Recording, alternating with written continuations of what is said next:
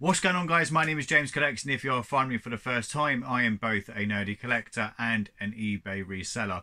I've only bought 4 items this week, but I spent not a fair amount of money. It was just, well, you're about to see. So first item, I think I may have bought this Sunday of last week, but I bought it after I recorded the car boot haul. So I was just in there talking to one of the managers, and this came in straight away, and it was sitting in a box. I was like, do I ask, do I not? And so I asked Denise, and I said, I know you've not put it up yet, but do you fancy selling me that Diving Dan? And she said yes. And she said, how much? And I said, well, I'll be honest, I'm probably going to try and sell it. Would you take a tenner? And she said yes, which is, she's more than happy for it to go through the till, and obviously it goes in on her day, so it makes her look even better. And it goes for around anywhere between sort of 40 to 60 pounds. Now the issue is it's actually missing its boat.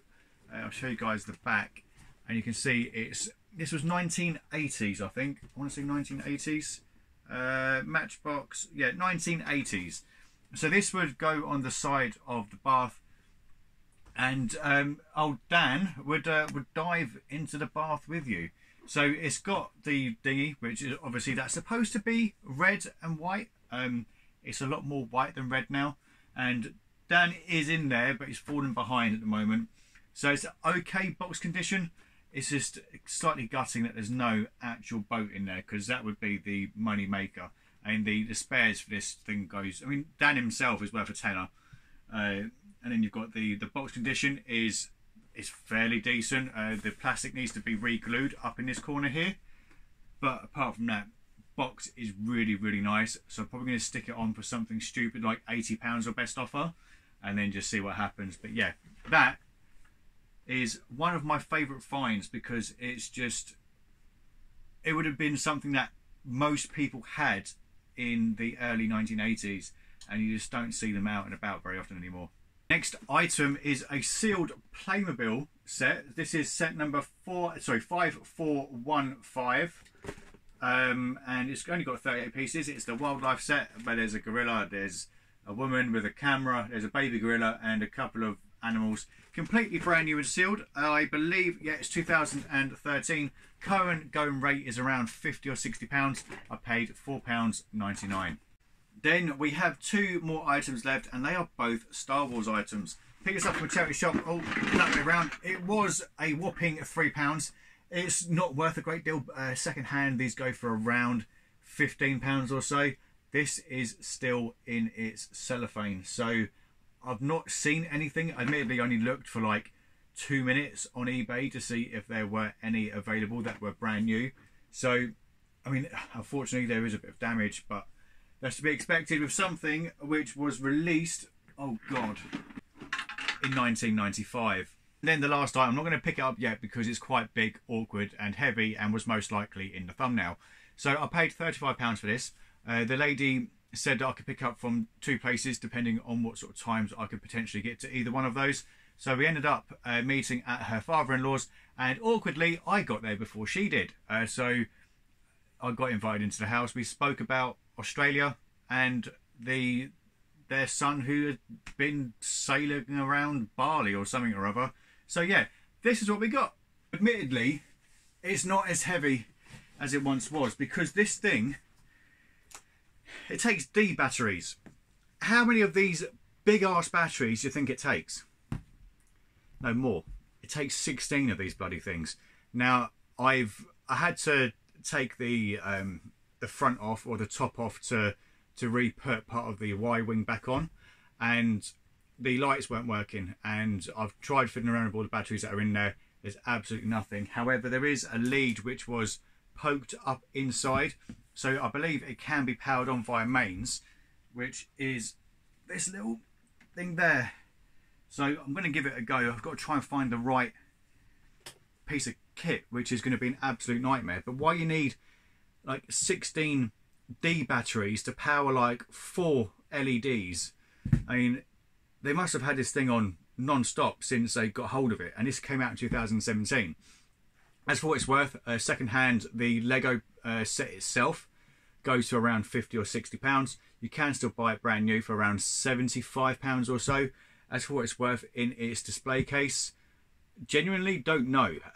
Display cases can go all over the place. They can be sort of 30, 50, 60, 100. Star Wars is always going to be a nice brand to get hold of in regards to these things, but this is going to be kept hold of. I think this is either going to be going to either my dad or my father-in-law. I did actually give my dad for Christmas one of these lightsabers that I got tail end of last year, and my brother got the other one, and they went down very, very well. So I've genuinely never seen my... Jesus Christ, how old is my dad? Oh God, how old is my dad?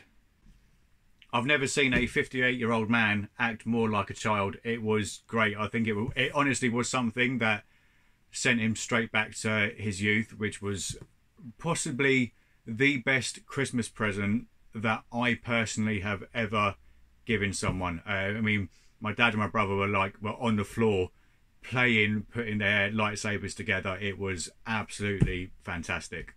So yeah, this is my personal buy of the week, and it was £35. So just in case the thumbnail may have brought some of you over in regards to changing the batteries or getting inside the display box, what you'll find is around the bottom there are some screws which are threaded, and they have Allen key bolts inside. If you take those off all the way around and you pull the knob out on the front, that allows you access into the playset area. If you're looking to change the batteries, if you turn it up onto its back, you will see some black pins, normally 4 of them, so one in each corner. You should be able to get a thin flathead screwdriver or potentially a Stanley blade to get underneath, and it just sort of pulls out this whole noggin. If you do all 4 of those, it will come out with ease, and it allows you to get to the underside to change the batteries or to get the cable out if you want to do mains power. And tomorrow is obviously car boot day, and I'm going off to Kempton Racecourse because there's a toy fair on there. So massive thank you to Dave Toys for sending me an email and letting me know. I did say that it was something I wanted to get more into this year, so we will be doing that. However, the video is probably already out. I mean, in order to try and keep up with relevancy, I'm probably going to have to stick myself in the office for a few evenings and do all the editing in order to get it out sooner rather than later. So just to get you guys a bit of a time frame as to when things are being recorded and when things are being released in regards to the generic every week sort of haul things, there is a delay of around 3 or 4 weeks. And there we go, that is the whole of this midweek haul thing done. As always, thank you for watching. Don't forget to like, share, comment and subscribe, and I will see you lovely lot in the next video. Good gaming and happy collecting. Adios.